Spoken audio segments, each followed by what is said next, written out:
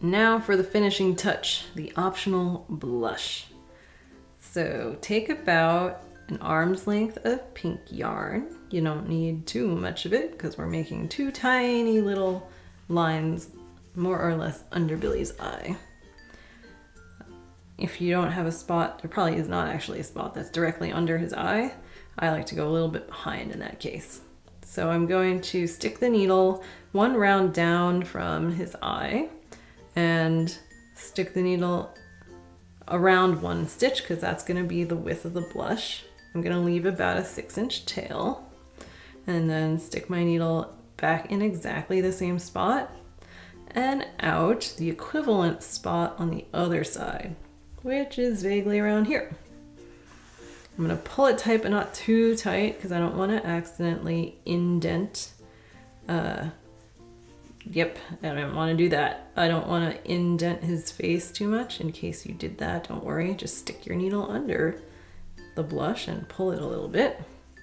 Okay, we're going to define the other end of the other side's blush, so it's only about a stitch long. Stick your needle in, and most importantly, stick your needle out in exactly the same point where it all started, which should be where the yarn tail is coming out of.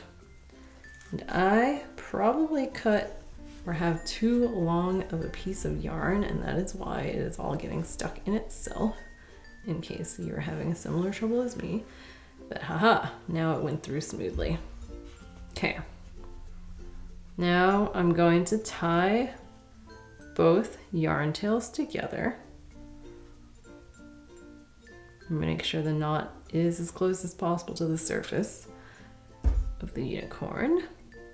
Then I'm going to make my life easier and trim the really long yarn tail so that it's actually now about the same size as the other yarn tail.